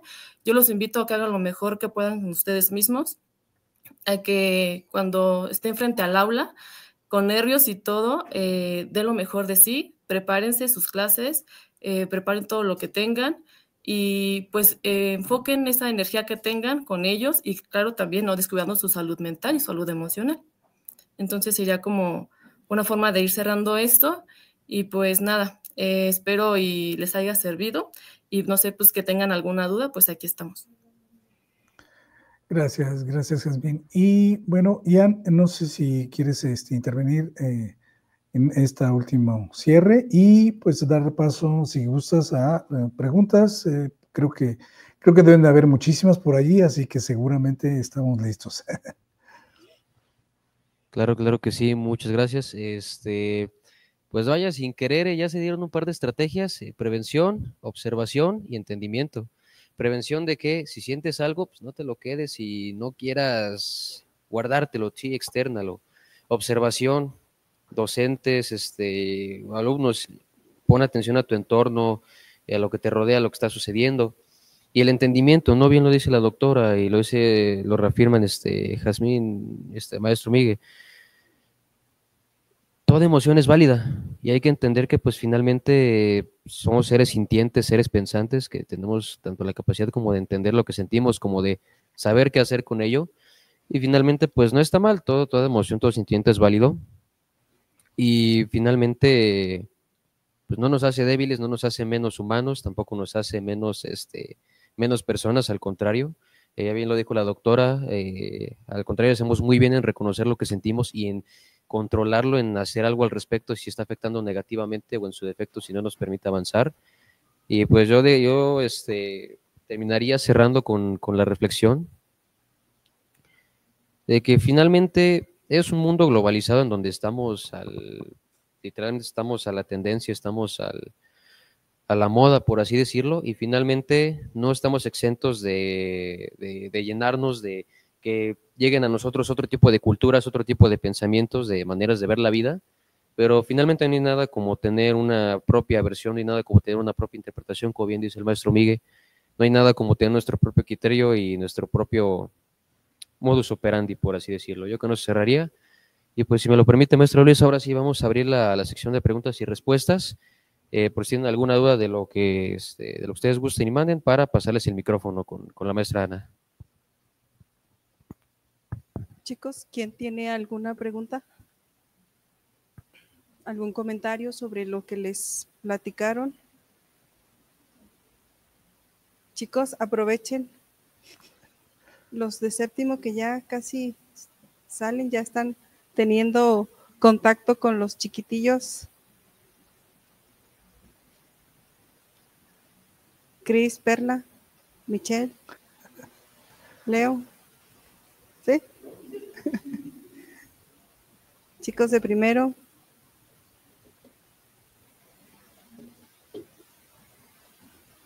Héctor, Amairani, ¿no? Hay una, permítanme.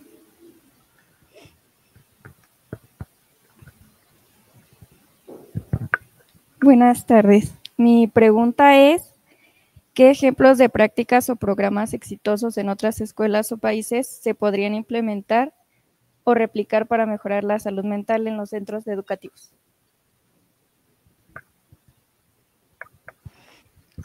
Compañeros, ¿alguien gusta contestarla o me aviento yo? Porque yo tengo una idea. Adelante, Miguel, adelante. Rapidísimo. Los trabajos de Matthew Lipman de Filosofía para Niños. Platicábamos con Jazmín que es muy complicado a veces que el profesor me diga, oye, pero es que no puedo estar al pendiente de cada alumno. Son muchísimos, no puedo estar ahí supervisando cada uno. Pero Matthew Lipman lo que propone es lecturas de textos filosóficos para posteriormente hacer una comunidad divulgativa, donde sientes a los alumnos que movieron, que opinaron. No tienes por qué cargar el peso de estar al pendiente del contexto de cada uno si creas comunidades. Si le enseñas a tus estudiantes a que ellos se cuiden entre ellos, eso te quita mucho trabajo de los hombros. Si les enseñas a los alumnos a no competir de manera individual, sino competir de manera comunitaria, como una competencia para sacar la mejor versión de cada uno de nosotros, eso te puede servir para mejorar muchísimo la salud emocional, la salud mental, y trabajas entre todos. Además de que tú te sientes mejor porque les ayudaste, aparte les das herramientas para que esos chicos ya cuando crezcan y sean padres de familia o también se dediquen a la educación, puedan replicar los trabajos de Matthew Lipman. La serie de libros de filosofía para niños están diseñados para un libro por cada nivel escolar, empezando, me parece, desde primero de primaria, y cada año escolar se le va cambiando el libro. Es decir, se lee un libro a lo largo de todo el año escolar y aparte viene el manual donde Matthew Lipman te dice cómo aplicar el libro, porque no se trata de que los profesores se vuelvan filósofos, pero sí que aprendan que hay herramientas filosóficas ya diseñadas por filósofos y únicamente aprender a usar la herramienta. Esa es la que yo les recomiendo para el desarrollo mental, que mejore la interpretación del alumno desde niños y eso les permita pues, ser mejores personas. ¿Algún otro? Adelante, doctora. Gracias. Mira, me es difícil darte nombres, pero yo como tengo la fortuna de trabajar en posgrados de la educación, de la psicología. Hay muchísimas tesis que se han hecho en el país y en el extranjero, de proyectos que se han hecho a veces muy en lo local, que han trabajado la salud mental. Hay muchos, entonces basta con que uno se vaya a una base de datos, entrar a los repositorios de las universidades y pueden encontrar. Ahorita se me vino a la mente un proyecto que tuve la fortuna de acompañar. Ella es arquitecta, me parece que una de sus maestrías tiene que ver con la educación, hizo un doctorado en educación y ella tenía un puesto de subdirector en una escuela secundaria. Entonces ella notaba que los profesores ponían en un lugar como Ciudad de México, donde el tráfico ya saben que es pesado y que se tarda mucho tiempo en recorrer cierta distancia en las horas pico, ellos tenían que estar en la escuela a las 7 de la mañana, entonces ponían de pretexto que era el tráfico. Entonces empezó su investigación antes de la pandemia y después atraviesa la pandemia, donde nos toca el confinamiento. Entonces decía, bueno, siguen estresados, pero ya no salen al tráfico, están en su casa. Entonces se aplicó algún instrumento de burnout, hizo entrevistas a profundidad y descubrió otros factores de estrés, más allá de los que habían en el aula, eran factores de estrés de la vida personal de los docentes. Y entonces, bueno, eso lo llevó a crear un programa de intervención para que las personas pudieran, pues, manejar mejor el estrés de la vida cotidiana. Eso es un ejemplo de los muchos que hay. Trabajo yo, bueno, en varias universidades, tengo la fortuna de colaborar. Hay una de ellas que aplicó todos los instrumentos para poder cumplir con la norma oficial mexicana, la 035, que es la de la prevención de los factores de riesgo psicosociales. Yo trabajo en ellos en línea, pero aún así aplicaron los instrumentos tanto a los que están en lo presencial en los diferentes planteles, porque tienen varios planteles, a los que estábamos en la universidad en línea, y empezaron a mandarnos cápsulas informativas a nuestro correo electrónico de la prevención. Todo el tiempo estamos recibiendo información. Por ejemplo, ahora que vino la horrible temporada del dengue, cómo prevenir problemas de, ¿cómo se llama? De la salud, ¿cómo se llama? Pulmonar, ¿no? Ahora que vienen las enfermedades respiratorias. Y nos acaban de dar una plática para hablarnos del programa de la atención de la salud mental y nos están dando un descuento para podernos atender a en terapia psicológica en una plataforma que tiene a profesionales a un módico precio. Además de que tiene la universidad, tiene a sus propios, ¿cómo se llama? Profesionales, pero eso es como para que no haya pretextos para que tú no puedas como hacer algo con tu salud mental. Otra institución a la que trabajo acá, en lo presencial, constantemente tiene campañas, o sea, como ahora que estábamos previniendo el cáncer de mama, por ejemplo, lograron tener un convenio con la Secretaría de Salud y llevaron, por ejemplo, a los profesionales, tenemos que sacar una cita para podernos hacer el estudio para poder prevenir el cáncer de mama. Por ejemplo, también en las campañas de vacunación nos llevan al personal de salud para que nos podamos vacunar y podemos invitar también a nuestros seres queridos. Ha habido campañas de nutrición, ha habido campañas de salud mental, hay congresos, o sea, son universidades que nos demuestran que no solamente están apoyando a sus estudiantes, sino que todo el personal es tomado en cuenta y en las diferentes esferas, no solamente salud mental, justamente para poder alcanzar ese estado de bienestar. Son de los pocos ejemplos que te puedo dar. En el extranjero tenemos muchísimos más.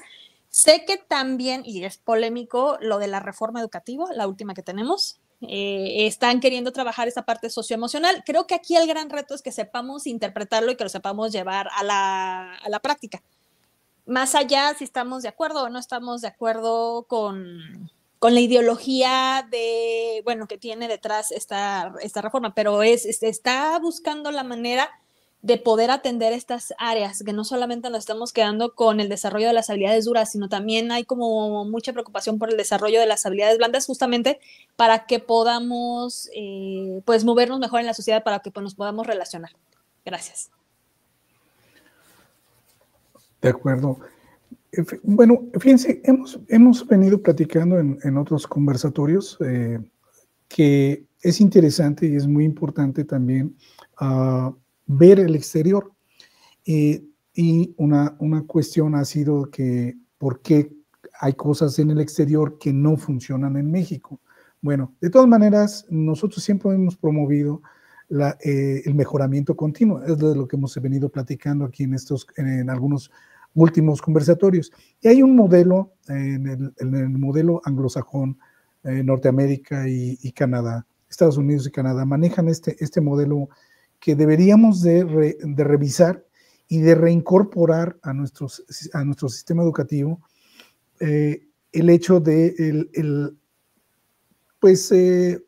el apoyo adicional, los departamentos adicionales, como el departamento psicopedagógico que tienen las instituciones. Todos lo conocemos, todos lo tenemos, en México existe, pero no se lleva a cabo como tal.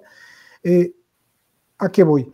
A que nosotros deberíamos de retomar este modelo y abrir, esta es una propuesta, yo sugiero que lo hagamos, abrir departamentos psicopedagógicos o psicológicos, pero también deberíamos de tener departamentos filosóficos, departamentos pedagógicos, y también deberíamos, como también hay incluso departamentos religiosos dentro de las universidades. En universidades extranjeras así se maneja.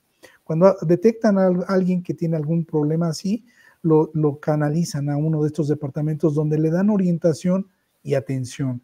Entonces, para una buena salud mental, creo que debería ser integral. Y no nada más en lo académico, sino en lo personal. No nada más alumnos, sino también docentes y también administrativos, como dijo ahorita la doctora. También los administrativos necesitan ayuda porque pues, a veces son el detonante de muchos de los problemas que tenemos dentro de las universidades o de las instituciones educativas. Entonces, mi sugerencia es retomemos esa parte, yo lo conozco como un sistema de tutoría académica, tutoría pedagógica, tutoría psicológica, religiosa, etcétera. Entonces, ese sistema deberíamos de reincorporarlo nosotros en nuestro sistema para que funcione. Entonces, los dejo como una reflexión, igual como una propuesta. A lo mejor de aquí surgen algo en relación a esto que menciona precisamente la doctora en esto de la reforma educativa. Adelante, Angie, te escuchamos. Nada más para ampliar lo que dijiste, Luis.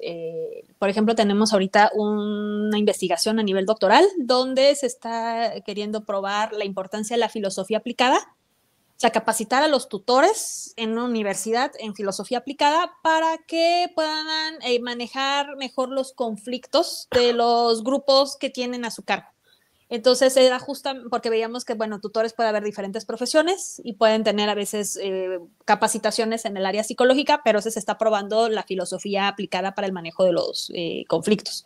Y ahorita que estabas hablando de la parte religiosa, una universidad estadounidense, una de mis exalumnas está a cargo de, no me acuerdo exactamente cómo se llama su cargo, pero en pocas palabras es la atención espiritual. Sobre todo hablando desde esta libertad de credo, pero es la parte de la espiritualidad como algo muy importante. Y en otras universidades, los departamentos psicopedagógicos sí tienen psicoterapeutas. Ahorita está, por ejemplo, los protocolos con perspectiva de género, los protocolos para la prevención de la violencia escolar, y también tienen personal, algunas universidades, donde pueden dar orientación psicológica breve. O sea, son algunas sesiones, algunos sí logran resolver la problemática, por ejemplo, desde terapia basada en soluciones, y hay algunos que no lo logran y entonces tienen directorios de profesionales donde pueden ayudar tanto personal como estudiantes que se acercan al servicio para que les ayuden a resolver. La cosa es que sepan es que no están solos y como que también acercar las herramientas. Entonces, sí hay, hablando de qué se está haciendo aquí en México, sí hay casos. Nada más que hay muchos proyectos que desafortunadamente no se documentan o no son tan abiertos y por eso a veces lo desconocemos. Adelante, Jan, adelante. Sí, gracias. Tenemos aquí otra pregunta. ¿O vas?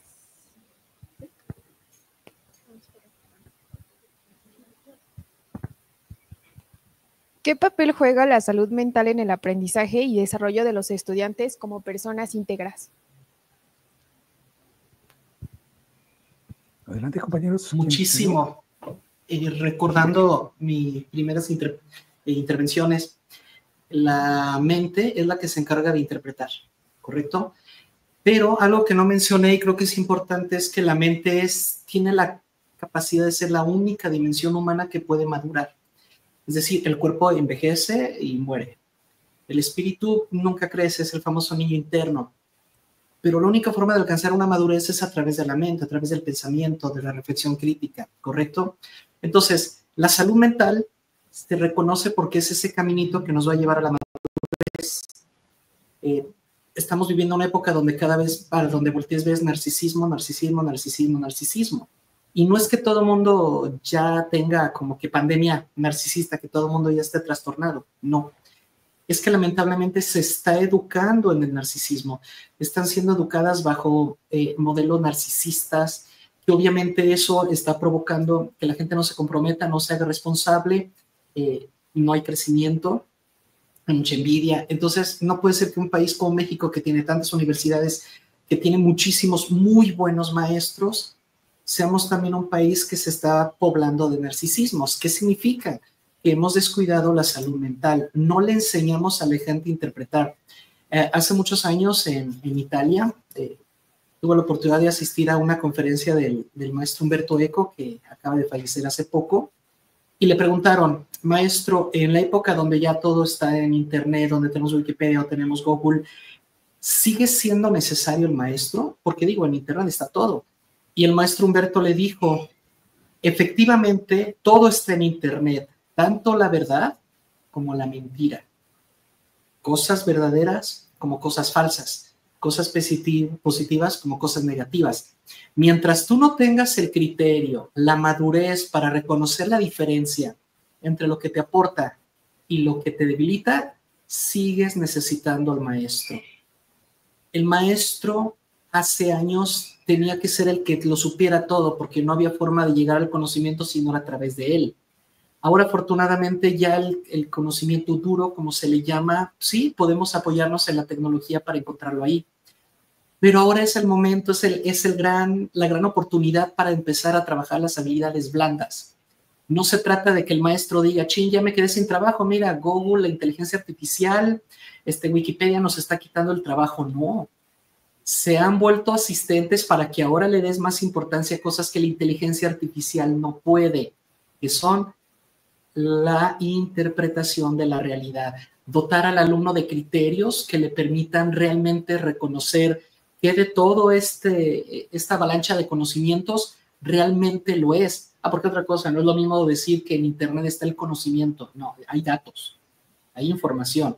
El conocimiento solo se llega a él a través de la reflexión, a través del pensamiento crítico. Y ese se tiene que desarrollar en las aulas.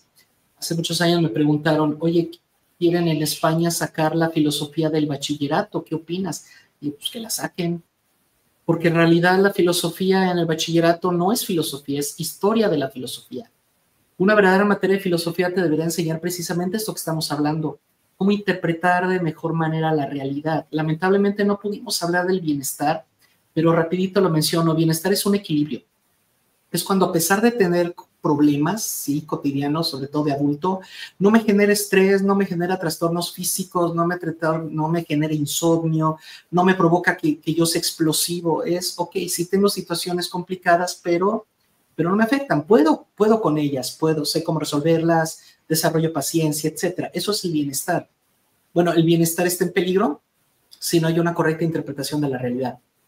Cuando llegan a la licenciada Jazmín, que colabora conmigo en el despacho de intervención filosófica, cuando llegan las personas a consultarse con nosotros, lo primero que nos dicen es que, licenciados, tengo un problema.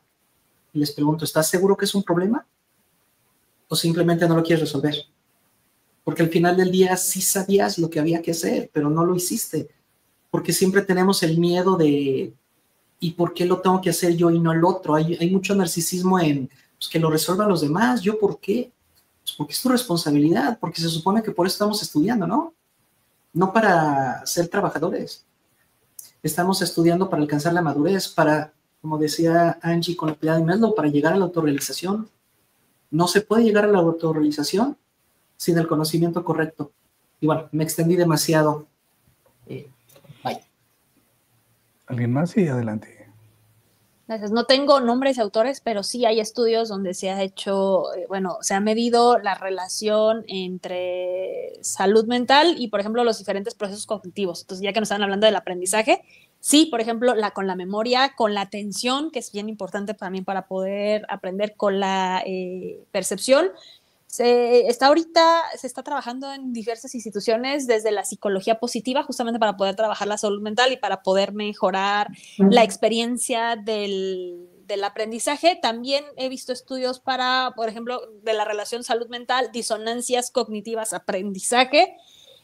Hablando de la salud mental, por ejemplo, países asiáticos. Hay varios donde sabemos que tienen un excelente nivel académico, pero justamente se les ha cuestionado la salud mental de las personas por la enorme presión a la que se ven sometidas. Entonces decían, si bien acá en acá en América hay ciertas críticas que a lo mejor no tenemos los niveles de excelencia académica, dicen, bueno, al menos seguimos viendo a las personas como eso, personas que también tienen derecho a fallar. Y entonces, por ejemplo, decían, aquí en México reprobar un año escolar, pues bueno, no es un motivo de orgullo, pero tampoco se acaba el mundo. En otros lugares fallar es como, bueno, una casi deshonra. Entonces, hablando de la salud mental, como no en todo estamos tan mal, tenemos todavía muchas áreas de mejora, pero sí hay, claro que hay relación entre la salud mental, el aprendizaje y este desarrollo integral.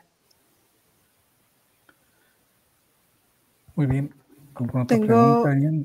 Sí, tengo una pregunta más.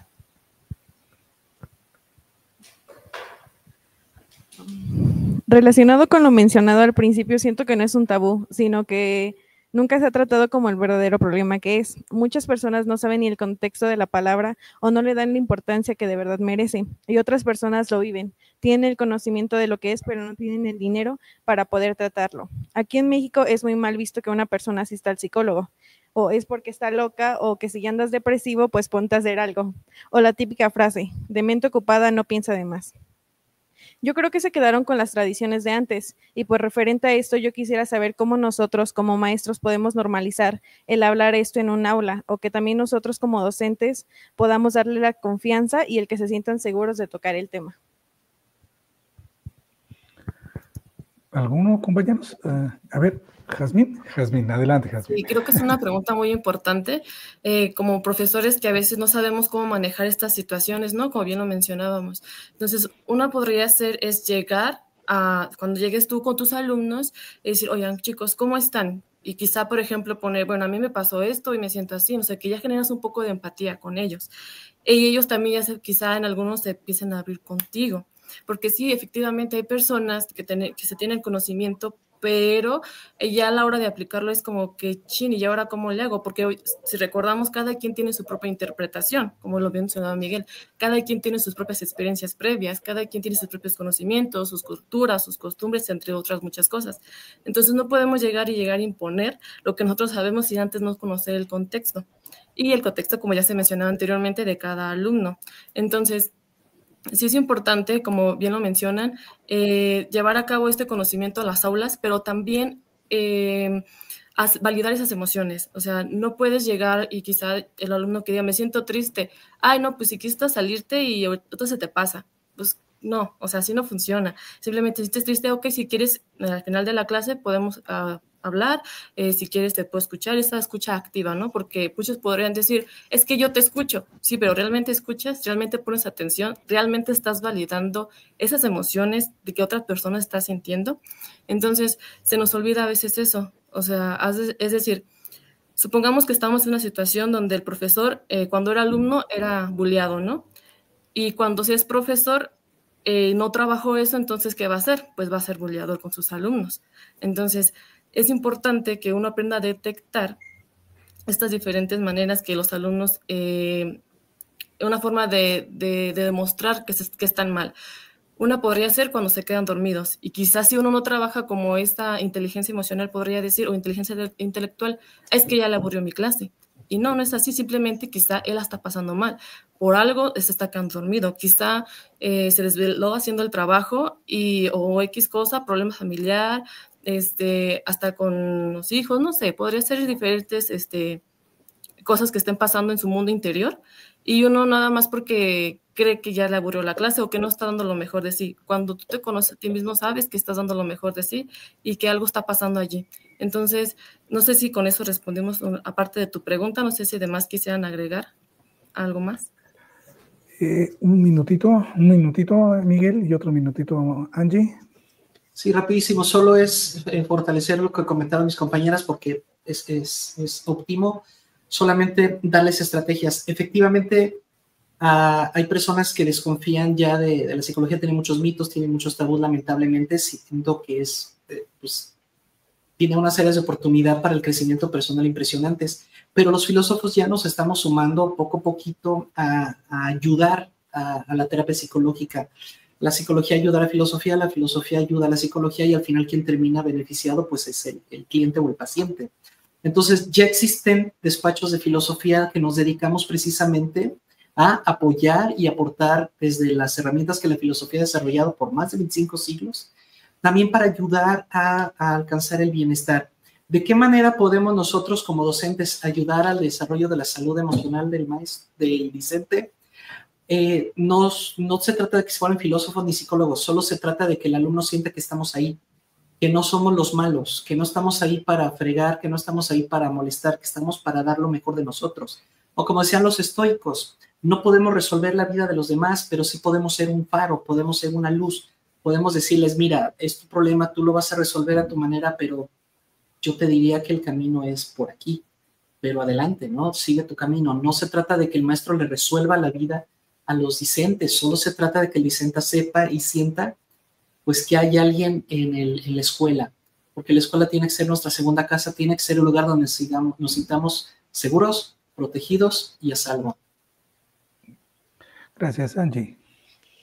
Para trabajar con los muy pequeños existen cuentos, lo que llaman cuentos terapéuticos o cuentos que pueden ayudar a que los más pequeños puedan entender todas sus emociones y que además desde muy pequeños adquieran autoconocimiento, sepan reconocer en ellos mismos cuando no se sienten bien. Pero creo que también el trabajo tiene que ser con los padres de familia o tutores y a veces hasta con los abuelos, con los cuidadores, para que esto se empiece a normalizar, que no solamente sean los estudiantes, sino que esto pueda llegar a más personas. Se hace trabajos también con arteterapia, algunas intervenciones. También empieza a ver el mindfulness en el área educativa, justamente para poder trabajar. Es decir, no todo, es justamente para que no todo tenga que terminar en terapia psicológica, sino desde antes empieza a haber un trabajo de prevención, de reconocimiento para evitar que las cosas se vuelvan cada vez más terribles. Y también un poco de, hablando desde la inclusión educativa, se están haciendo trabajos justamente para cambiar a veces visiones acerca de nuestra salud mental y de nuestra salud emocional que eran erróneas y que nos están causando muchos problemas. Por ejemplo, está el trabajo con las masculinidades, que algunos a veces se burlan, pero a veces no entienden que también es el dar el derecho a los varones de poder sentir, de poder expresar cómo se sienten. El hecho de cambiar nuestra percepción de lo que significa tener carácter fuerte, que a veces está mal entendido y que a veces lleva a tener que sufrir muy en silencio. Una metáfora está, por ejemplo, en el árbol, un árbol delgado de tronco, un árbol joven de tronco muy delgado y un árbol a lo mejor de tronco como más grueso y llega un huracán. Y hay veces que el que parecía fuerte es el que es arrancado desde las raíces y el que era de tronco delgado puede acabar deshojado, pero entonces en esa flexibilidad no lo alcanza a arrancar. Y entonces eso es lo mismo, como para entender que no el que se muestra como imperturbable realmente es que estamos hablando de fortaleza, sino por el hecho de llorar o de poder mostrar ciertas emociones con las cuales nos podemos sentir a lo mejor vulnerables, tiene que ser un signo de debilidad. Gracias. Gracias, Ian, te cedemos por ahí la palabra. Maestro, pues ya prácticamente ya no habría más preguntas, ya para si gusta dar el cierre, maestro. Bien, pues agradecer mucho entonces la colaboración de los compañeros Jazmín, Angie, los que ya se retiraron, Ian, por supuesto, y a la Universidad de Tlacomulco agradecerles mucho su atención, su disposición, y a los alumnos pues les dejamos todos una cantidad de retos que tienen que ir empezando a ayudarnos a resolver, pero no están solos, estamos aquí todos tratando de remar el mismo barco porque queremos un México y una educación mejor. Maestra, muchas gracias. Al contrario, muchísimas gracias a ustedes, a Ian, por hacer posible este espacio. Creo que nos han dejado pues muchos tips, muchas recomendaciones para trabajar aquí dentro de la universidad, en los salones y con nuestros docentes.